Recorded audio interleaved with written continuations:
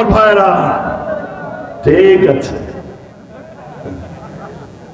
প্রিয় ভাইরা, আবার বলা হচ্ছে ভারতের সাথে আমাদের স্বামী স্ত্রীর সম্পর্ক।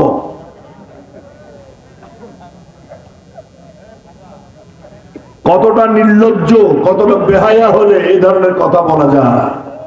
আচ্ছা, মনে করেন যদি ভারতের সাথে বাংলাদেশের স্বামী স্ত্রীর সম্পর্ক হয়েই থাকে, তাহলে তো স্বাভাবিকভাবেই বলা যেতে পারে যে ভারত স্বামী আর বাংলাদেশ বউ, নাকি এর বাইরে হবে? কতটা নির্লজ্জেরা! একজন পররাষ্ট্রমন্ত্রী হয়ে সে কি করে বলে স্বামী স্ত্রীর সম্পর্ক? আসলে এদের লজ্জা নাই, শরম নাই, বেহায়া! কথা বলেন না কেন?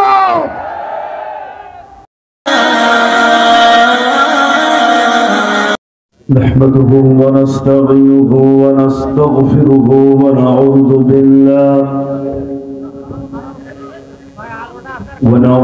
بالله من شرور أنفسنا ومن سيئات أعمالنا. من يهد الله فلا مضل له ومن يضلل فلا هادي له. ونشهد أن لا إله إلا الله وحده لا شريك له. ونشهد أن سيدنا وحبيبنا ومولانا محمدا عبده ورسوله الذي أرسله بالحق بشيرا ونذيرا وداعيا إلى الله بإذنه وسراجا منيرا. فقد قال الله تعالى في كلامه المجيد وفرقانه الحميد. জবান খুলে সবাই পড়ুন। أعوذ بالله من الشيطان الرجيم. بسم الله الرحمن الرحيم. ولقد ذرأنا لجهنم كثيرا من الجن والإنس لهم قلوب لا يفقهون بها ولهم أعين لا يبصرون بها ولهم آذان لا يسمعون بها أولئك كالأنعام بل هم أضل أولئك هم الغافلون. صدق الله العظيم. إن الله وملائكته يصلون على النبي يا أيها الذين آمنوا صلوا عليه وسلموا تسليما. اللهم صل على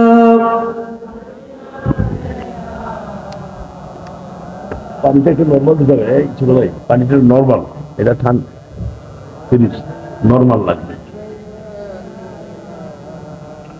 মাওলানা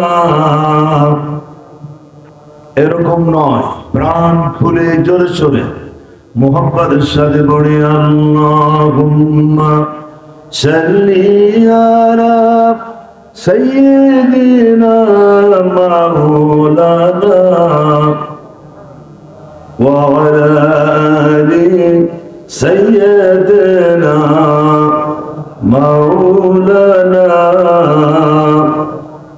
বালাগাল উলা বিকামালিহি كشف الدجى بجماله أسند جميع خصاله صلوا عليه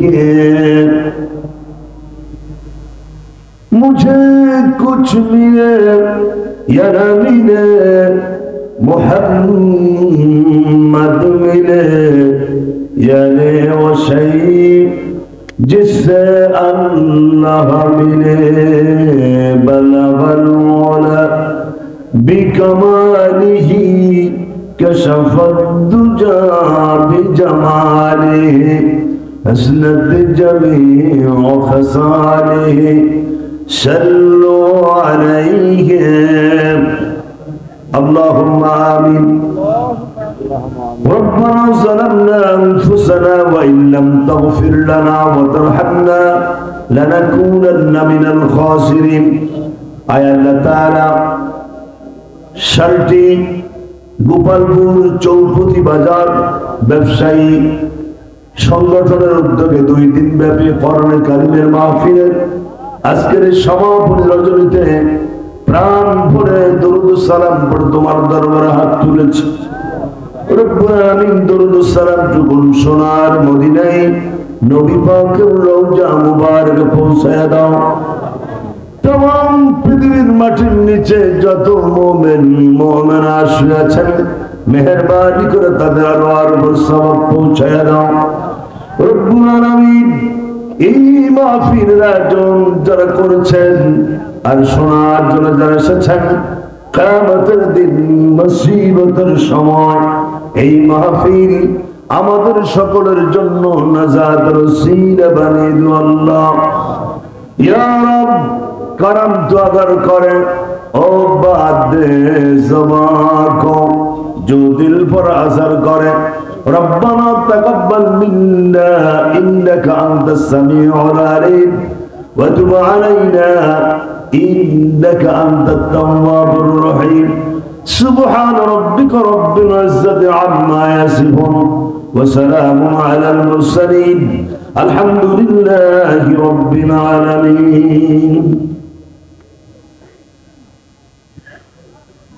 जनाब साहेब सदर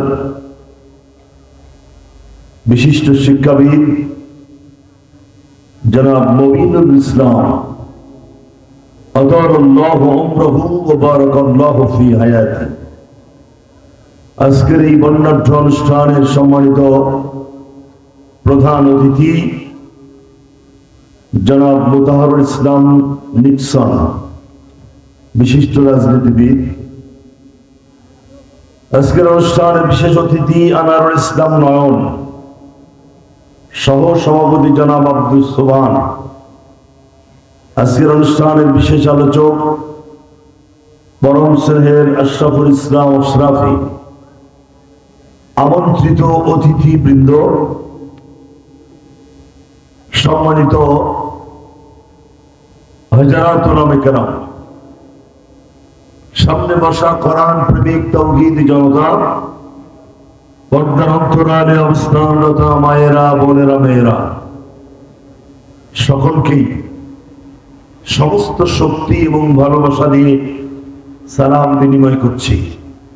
আসসালামু আলাইকুম ওয়া রাহমাতুল্লাহি ওয়া বারাকাতুহু। শুকরিয়া আদায় করছি মহান তাবারক ওয়া তাআলার, যিনি অতীব দয়া করে অসংখ্য মানুষের মধ্য থেকে বাছাই করে এই কোরআন কারীমের বারাক অনুষ্ঠানে আমাদেরকে অংশগ্রহণ করার তৌফিক দান করেছেন। যে সময় অনেক যুবকেরা মোবাইল ফোনের গেম, ইউটিউব, মেসেঞ্জার, ফেসবুক এইগুলো চালানো নিয়ে ব্যস্ত আছে, অসংখ্য যুবকেরা ক্যারাম খেলছে, কেউ বা র্যাকেট খেলছে, কেউ বা টেলিভিশন দেখছে, অনেকে চায়ের স্টলে বসে গান শুনছেন, আবার অনেকেই রাস্তার উপর দাঁড়িয়ে জটলা তৈরি করেছেন। ঠিক সেই মুহূর্তে সবগুলোর ভিতর থেকে টেনে বের করে আমাদেরকে এখানে বসার তৌফিক যা আল্লাহ দান করলেন, সে মহান মনিবের দরবারে সব শক্তি এক জায়গায় করে পুরুষের মতো জবান ছেড়ে দিয়ে শুকরিয়া আদায় করে পড়ছি আলহামদুলিল্লাহ। রব্বানা লাকাল হামদ হামদান কাসীরা তাইয়িবান মুবারাকান ফি ইয়া রাব্বি লাকাল হামদু কামা ইয়ানবাগি লিজালালি ওয়াজহিকা ওয়া আযীম সুলতানিক। দরুদ সালাম পেশ করছি বিশ্ব নেতা, আখেরি নেতা, নবীদের নবী, নবীদের সভাপতি জনাব মুহাম্মদুর রাসূলুল্লাহ সাল্লাল্লাহু আলাইহি ওয়াসাল্লামের উপরে আমরা আত্মার শান্তি কামনা করি। যারা ঈমানের সাথে ইন্তেকাল করেছেন, যারা ইসলামী সমাজ ব্যবস্থা কায়েমের আন্দোলনে অংশগ্রহণ করেছেন এবং জীবন দিয়েছেন, বিশেষ করে 2024-এর বৈষম্য বিরোধী ছাত্র আন্দোলনে যারা শহীদ হয়েছেন, আমরা তাদের আত্মার শান্তি কামনা করছি। মহান তাবারক ওয়া তাআলা যেন তাদের সকলকেই জান্নাতের মেহমান বানিয়ে নেন। আর একটু জোরে বলা যাবে আমিন? প্রিয় ভাইরা, রংপুরের মানুষ কেমন আছেন আপনারা? খুব পেছনের ভাইরা, আপনারা ভালো আছেন? জি, আপনাদের আওয়াজ প্রথমে খুব কম পেয়েছি তো তাই নতুন করে জিজ্ঞেস করলাম। জি, আমিও ভালো আছি আলহামদুলিল্লাহ। সম্মানিত ভাইরা, রাতের গভীরতা কিন্তু একেবারে কম হয়নি, 10:30টার কাছাকাছি। এই জন্য সব দিকে বিবেচনা করে আমরা আলোচনা করব। দুদিনের শেষ দিন আজ, আখেরি মোনাজাত হবে। আমরা পরস্পরের জন্য দোয়া করব, দেশ এবং জাতির জন্য দোয়া হবে। এই জন্য আপনাদের সহযোগিতা আমি কামনা করছি। দুইটা অনুরোধ রাখছি। এক হচ্ছে, যারা দাঁড়িয়ে আছেন আমাদের এই পাশে এখনো জায়গা আছে, এই যে 5টা যুবক হেঁটে আসছে গুটি গুটি পায়ে, আপনারা একটু মেহরবানি করে এই পাশে আসেন। এই যুবকেরা যেদিকে বসছে আপনারা মেহরবানি করে, দাঁড়ানো ভাইরা মেহরবানি করে এদিকে আসেন। বসলে একটু ঠান্ডা কম লাগবে, দাঁড়িয়ে থাকলে শীত লাগবে। জি জি, যারা বসবেন দেখবেন ঠান্ডা শীত কমে গেছে। যারা পরবর্তীতে আসছেন আমরা মেহরবানি করে, আপনারা মেহরবানি করে একটু মাহফিলের উত্তর সাইড, এটা তো উত্তর সাইড, জি, মাহফিলের উত্তর সাইডে আপনারা মেহরবানি করে এসে বসুন। দাঁড়িয়ে থাকা যাবে না। কোরআনের মাহফিলে দাঁড়িয়ে থাকা মানে আপনি কোরআনের মাহফিলকে সম্মানিত করলেন, অমর্যাদা করলেন, এই জন্য বসতে হবে। আর 2 নম্বর হচ্ছে, যারা বসেছেন আপাতত এই মোটামুটি এখন 10:30টার কাছাকাছি, আমরা 12:15 পর্যন্ত 1.25 ঘন্টা কথা বলতে চাই। এই সময়টুকু আপনারা থাকবেন কিনা? সবাই থাকবেন? একটু কথা দেওয়া যাবে আমার সাথে? লিল্লাহি তাকবীর। ঠিক আছে, আল্লাহ আপনাদের উত্তম জাযা দান করুন, বলে আমি। জি, একটু সামনে আসেন, সামনে, পেছনে না, সামনে বসেন। আরে ভাই, সামনে জায়গা আছে তো, পেছনে পেছনে দাঁড়িয়ে আছেন কেন? সামনে জায়গা আছে তো। জি, যারা দায়িত্বশীল রয়েছেন মাহফিল কর্তৃপক্ষ, আমি তো এখানে দেখছি ব্যবসায়ী সংগঠন। তো ব্যবসায়ী সংগঠন তো ধনী মানুষেরা, যারা ব্যবসা করে তারা কি গরিব না ধনী? ধনী। তো আপনাদের তো একটা সংগঠন রয়েছে, একটা ইউনিট আছে, আপনার দায়িত্ব পালন করুন। যারা দাঁড়িয়ে আছে তাদেরকে আপনারা বসানোর ব্যবস্থা করুন। জি, সুপ্রিয় ভাইরা, এতক্ষণ ধরে আমাদের মাঝে অনেকেই কথা বলেছেন। আমি সকলের নাম তো জানি না, তবে কথা শুনছিলাম আশরাফুল ইসলাম আশরাফি, তিনি চমৎকার করে কথা বলতেছিলেন মুমিনদের কোয়ালিটি, মুমিনদের গুণাবলী, 8টি গুণাবলীর উপর তিনি কথা বলেছেন। আমি দোয়া করি সে এখনো তারুণ্যের সীমারেখা ক্রস করেনি বা যৌবনে সবেমাত্র পাও দিয়েছে। অতএব তার সামনে অনেক লম্বা একটি সময় আছে। আল্লাহ তাআলা যেন তাকে বাংলাদেশের সর্বোচ্চ পর্যায়ে কবুল করেন বলে আমিন। এটা আপনাদের সম্পদ, আপনাদের এলাকার ছেলে, তার জন্য প্রত্যেকেই দোয়া করবেন। তার আলোচনার দৃষ্টিভঙ্গি চমৎকার, আমার কাছে ভালো লেগেছে, আমি দোয়া করি তার জন্য। প্রিয় ভাইরা, আমি সূরা আরাফ 179 নম্বর আয়াত আপনাদের জন্য তেলাওয়াত করেছি। যে আমি খুব বারবার ঘন ঘন পানি খাবো, এক বোতল পানি চেয়েছি, পানি আনতে কিন্তু দেরি না। প্রত্যেকটা ব্যবসায়িক দোকানে পানি আছে, অর্থাৎ পানি আনতে দেরি হয় কেন? এক বোতল পানি আনতে যদি আপনাদের আধা ঘন্টা লাগে, আমি তো বলেছি নর্মাল পানি না, এটা ফ্রিজ। ভাইরা, সূরা আরাফ 179 নম্বর আয়াত, যেখানে আল্লাহ তাআলা, আর এটা অনুষ্ঠানের নামও হচ্ছে তাফসীরুল কোরআন মাহফিল। অতএব এখান থেকে সরাসরি কোরআন নিয়ে কথা বলাটাই অধিক যুক্তিসঙ্গত, নাকি বলেন আপনারা? আর যেহেতু রাসূল বলেছেন মান ক্বালা বিহি সাদাকা, কোরআন দিয়ে যারা কথা বলেন তারা সব থেকে সত্য কথা বলেন। এই কোরআনের থেকে বেশি সত্য কথা এই পৃথিবীতে আর আছে? জোরে বলুন। ওয়ামান হাকামা বিহি আদালা, কোরআন দিয়ে যারা বিচার করেন তারাই ইনসাফ কায়েমকারী, তারাই ন্যায় বিচারক, ঠিক কিনা? আমি জিজ্ঞেস করতে চাই, আমার দেশ এই বাংলাদেশ, এই দেশে কি ন্যায় বিচার আছে? কারণ বাংলাদেশে কোরআন দ্বারা বাংলাদেশের পার্লামেন্ট পরিচালিত নয়, আর কোরআন ছাড়া বিচার করলে সে বিচার কখনো ইনসাফ ভিত্তিক হয় না। ওয়ামান দাঈ ইলাইহি হুদিয়া ইলা সিরাতাম মুস্তাকিম, কোরআন দিয়ে যারা মানুষকে ডাক দেয় তারা একটি সঠিক সরল পথে, জান্নাতের পথে, আল্লাহ তাআলার রাস্তায় তারা মানুষকে ডাকলো।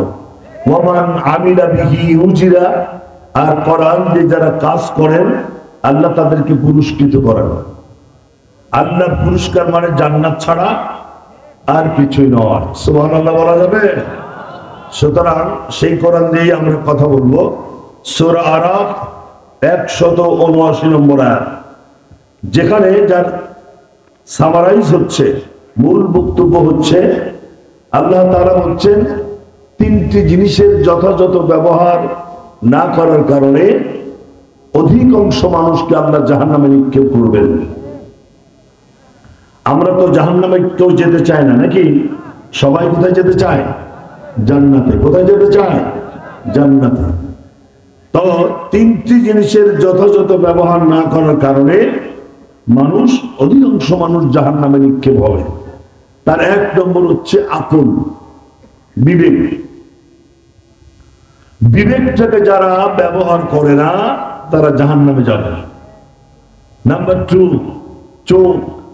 চোখটাকে যারা যথাযথ ব্যবহার করে না এরাও জাহান্নামে। নাম্বার 3, সেটা হলো কান। কানকেও যারা যথার্থ ব্যবহার করবে না এরাও জাহান্নামে নিক্ষেপ হবে। তিনটি জিনিস সম্পর্কে কিয়ামতের দিন আল্লাহ তাআলা আমাকে আপনাকে প্রশ্ন করবেন। কোরআন বলছে, আল্লাহ রাব্বুল আলামিন কোরআনে কারীমের মধ্যে চমৎকার করে জানিয়ে দিলেন, কুল হুয়াল্লাযী আনশাআকুম ওয়া জাআলা লাকুমুস সামআ ওয়াল আবসারা ওয়াল আফইদাতা ক্বালীলাম মা তাশকুরুন। লিল্লাহি তাকবীর। খুলে দেন। এটা লাগবে না, আমি বোতলে খাবো, এটা রাখে না। লিল্লাহি তাকবীর, আল্লাহু আকবার। এটা কোন রাজনৈতিক দলের স্লোগান নয়, এটা আপনার সার্বভৌমত্বের পরিচয়। সুতরাং তেলাওয়াত শেষ হবে, আল্লাহু আকবার আওয়াজ দিয়ে মাঠটাকে একটু জীবিত রাখবেন। পারা যাবে ভাই? এই বাংলাদেশ পৃথিবীতে যেদিন আমি এসেছিলাম, আমার এক কানে আজান আর এক কানে কামা। কে আওয়ামী লীগ, কে বিএনপি, কে জাতীয় পার্টি, কে জামাত ইসলাম, এটা কিন্তু মূল্যায়ন করা হয়নি। আমি জিজ্ঞেস করতে চাই, আমার আজানের প্রথম শব্দ কি? সবাই জবাব দেন নাই। আমার ইকামতের প্রথম শব্দ কি? আমার নামাজের প্রথম শব্দ কি? আমার ঈদের নামাজের প্রথম শব্দ কি? আমার জীবনের শেষ নামাজ জানাজার নামাজের প্রথম শব্দ কি? সুতরাং আমার জীবনের শুরু, জীবনের শেষ স্লোগান তো একটাই, লিল্লাহে তাকবীর। তবে দুঃখজনক হলো সত্য, এই বাংলাদেশে অনেক রাজনৈতিক দল আছে যে দল করলে লিল্লাহে তাকবীর আল্লাহু আকবার বলা যায় না। আমি কলিজা সাফ করে বলতে চাই, যেই দল করলে আল্লাহর নামে স্লোগান দেওয়া যায় না, এরকম রাজনৈতিক দলের কপালে আগুন লাগুক। আমিন বলেন। আর একবার আবার, তাহলে দুয়াটা তাড়াতাড়ি কাজে লাগবে। কোরআন তেলাওয়াত হবে, আল্লাহু আকবার আওয়াজ দিয়ে মাঠ জীবিত করবেন। কারণ বিজ্ঞানীরা বলেছেন, গবেষকেরা বলেছেন, লিল্লাহে তাকবীর, আল্লাহু আকবার, সুবহানাল্লাহ, আলহামদুলিল্লাহ, এগুলো হার্ট অ্যাটাকের ঝুঁকি কমায়। হার্ট অ্যাটাকের ঝুঁকি কমায়, এটা বিজ্ঞানীরা বলেছেন, গবেষকেরা বলেছেন। গবেষকেরা বোতল খেয়ে কথা বলে না, গাঁজায় টান মারে কথা বলে না, তারা চিন্তা ভাবনা করে কথা বলে। কথা বলে না কেন? বিগত সরকারের, অর্থাৎ যে সরকারের কিছুদিন আগে পতন ঘটলো 5ই অগাস্ট, সেই সরকারের কিছু মন্ত্রী ছিল এরকম পতনখোর, গাঁজাখোরি কিছু মন্ত্রী ছিল। ভয় পাচ্ছেন নাকি আপনারা? আমার বাড়ি কুষ্টিয়া, আপনার রংপুরে মানুষ, ভয় পাবেন কেন? ভয় পেলে তো আমি পাবো। বন্ধুগণ, সেই মন্ত্রীর মধ্যে একজন মন্ত্রী বলছে আগামীকাল ঈদুল আজহার জানাজার নামাজ হবে। এটা বোতল কপাটি, কোনটা জানাজা কোনটা ঈদ জানে না, এটা হচ্ছে মন্ত্রী। আরেকজন বললেন বঙ্গবন্ধু শেখ মুজিবুর রহমানকে আল্লাহ জাহান্নামের একটা ভালো জায়গা দিও। বলেন, এটাকে আমরা বলেছি না ওনারা বলেছে? ওনারা বলেছে, আমরা বলি নাই। এই সব গাঁজাখোর, বোতলখোর। প্রিয় ভাইরা, এরকম দোয়া যদি বাংলাদেশের কোন আলেম, কোন মুয়াজ্জিন, কোন ইমাম যদি করতেন, কয়েক হাজার বার ফাঁসি হতো। ঠিক কিনা? 18 কোটি মানুষের নেত্রী কোনটা কোরআন কোনটা হাদিস জানে না। উনি বলছেন লাকুম দীনুকুম ওয়ালিয়া দীন, এটা নাকি বুখারী শরীফ। 18 কোটি মানুষের নেতা, কোরআন জানে না, হাদিস জানে না। ওনার পরে যার স্থান ছিল, উনি ছিলেন সৈয়দ আশরাফ। উনি বলছেন না, এটা দোয়া কুনুত। বুঝছেন? ওই নেত্রী প্রত্যেক দিন উনি এসে মিডিয়ার সামনে এসে বলছে, প্রতিদিন সকালে আমি ঘুম থেকে উঠে জায়নামাজ খুঁজি। জায়নামাজ খোঁজে কারা? যাদের নামাজ ঠিক নাই, একদিন পরে 1 মাস নাই। আর যারা প্রতিদিন নামাজ পড়ে তাদের জায়নামাজ খোঁজা লাগে না। কি বলেন, কথাটা ঠিক আছে কিনা? সুতরাং এগুলো সব বোতলখোর। বিজ্ঞানীরা, গবেষকেরা বোতল খেয়ে কথা বলে না। সুবহানাল্লাহ বলা যাবে না। আল্লাহ রাব্বুল আলামিন বলছেন, আমি কিয়ামতের দিন চোখ, কান এবং বিবেক নিয়ে জিজ্ঞেস করব। এই 3টা জিনিস সম্পর্কে আপনাকে আলাদা প্রশ্ন করা হবে। আল্লাহ রাব্বুল আলামিন বিবেকটাকে নাড়া দিয়েছেন। বিশ্বের মানুষকে আল্লাহ রাব্বুল আলামিন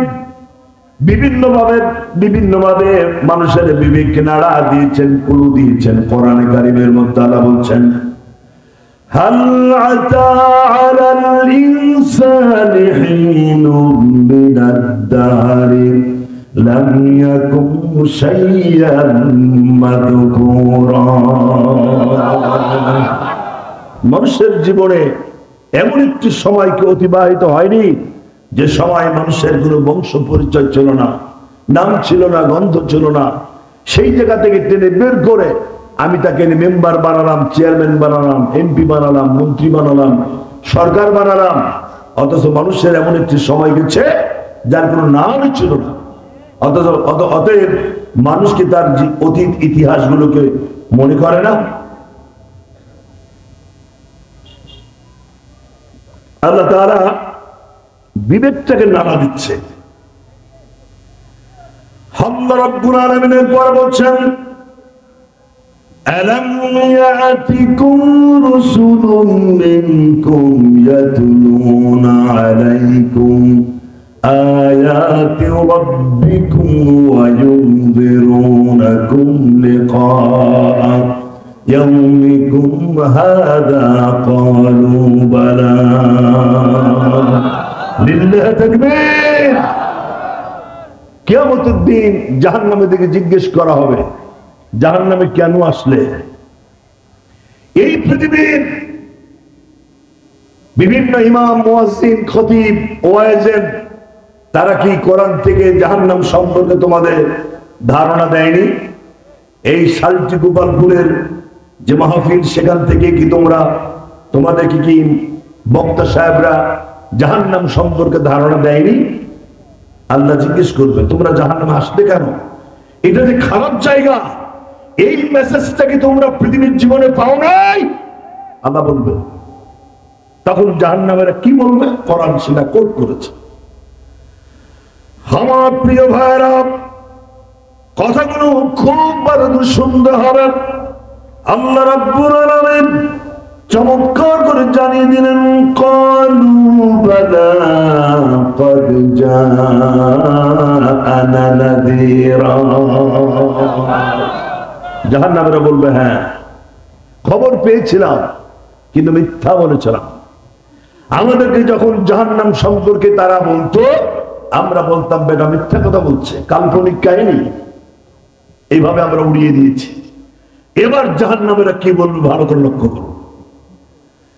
আল্লাহ রাব্বুল আলামিনের পরে বলেন ক্বালু লাউ কুন্না নাসমাউ আও নাকিলু মা কুন্না আসহাবিস সাঈর।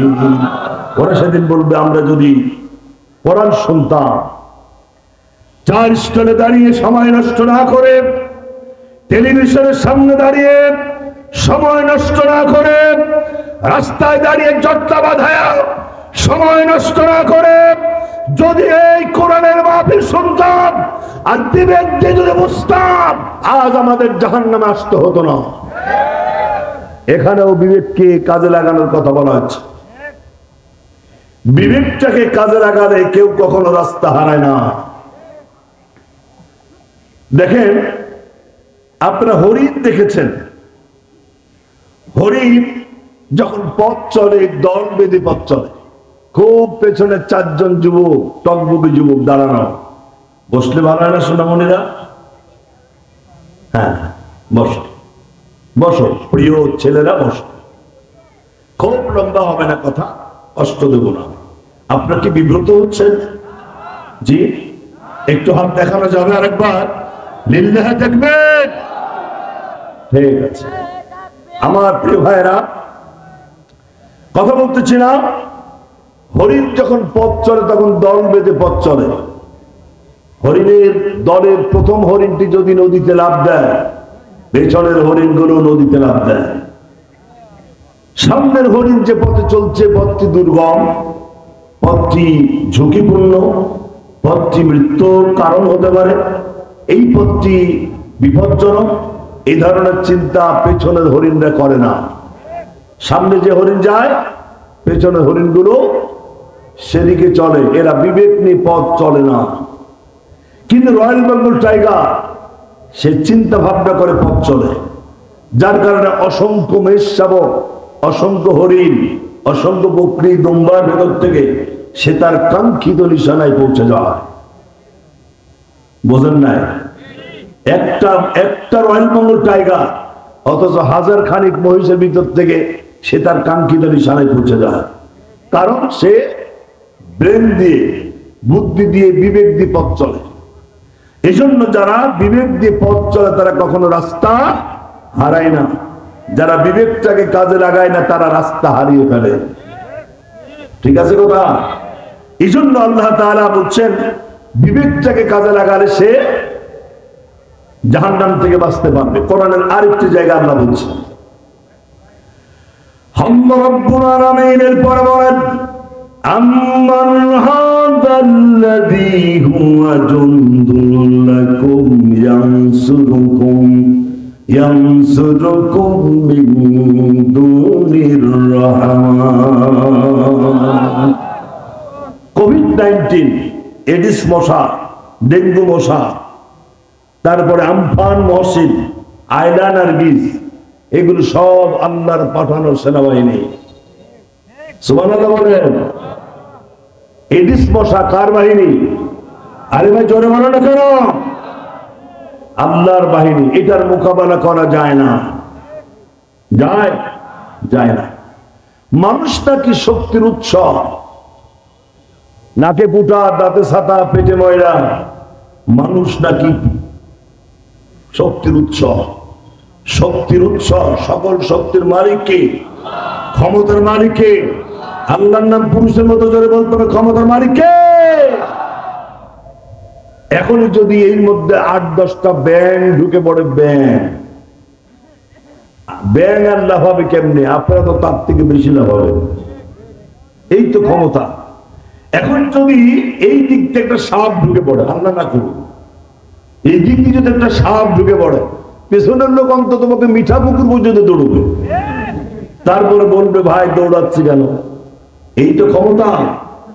আসলে ক্ষমতার মালিক কে? ক্ষমতার মালিক হচ্ছে আল্লাহ। আল্লাহ বলছেন আমার বাহিনীর মোকাবেলা করার ক্ষমতা আছে কারণ? বিবেক দিয়ে কথা বলবেন।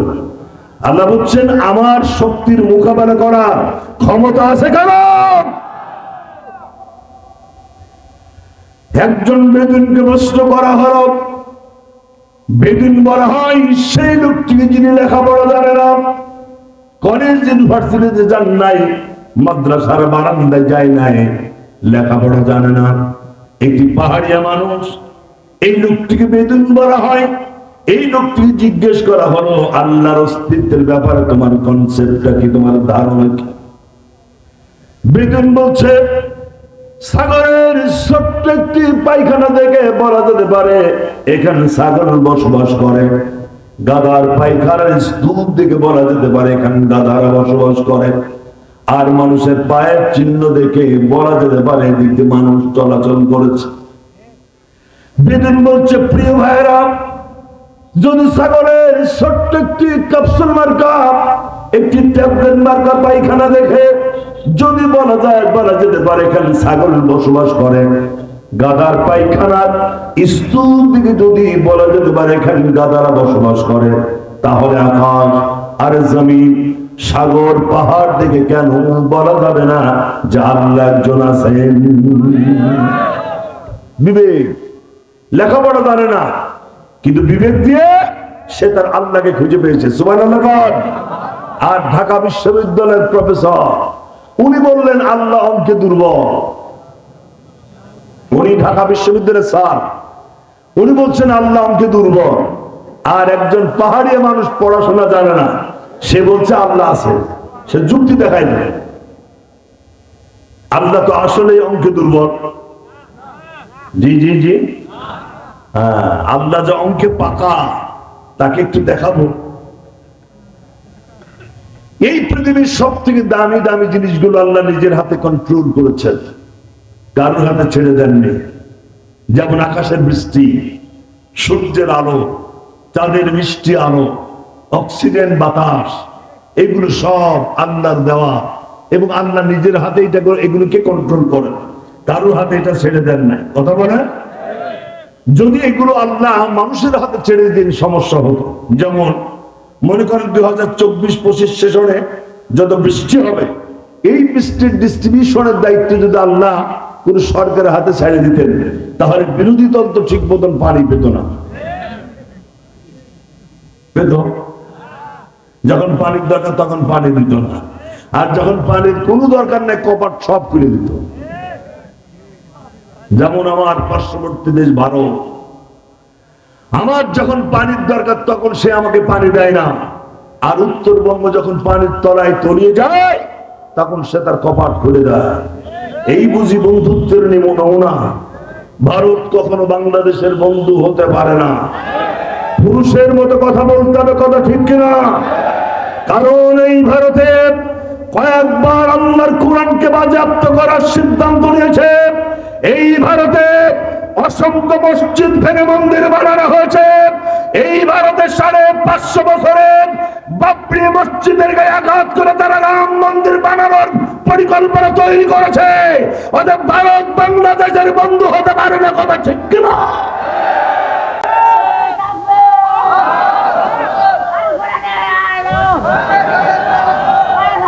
আমার ভাইরা ঠিক আছে, প্রিয় ভাইরা, আবার বলা হচ্ছে ভারতের সাথে আমাদের স্বামী স্ত্রীর সম্পর্ক।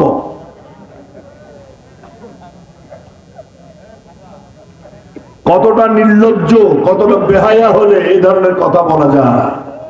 আচ্ছা, মনে করেন যদি ভারতের সাথে বাংলাদেশের স্বামী স্ত্রীর সম্পর্ক হয়েই থাকে, তাহলে তো স্বাভাবিকভাবেই বলা যেতে পারে যে ভারত স্বামী আর বাংলাদেশ বউ, নাকি এর বাইরে হবে? কতটা নির্লজ্জেরা! একজন পররাষ্ট্রমন্ত্রী হয়ে সে কি করে বলে স্বামী স্ত্রীর সম্পর্ক? আসলে এদের লজ্জা নাই, শরম নাই, বেহায়া। কথা বলেন না কেন?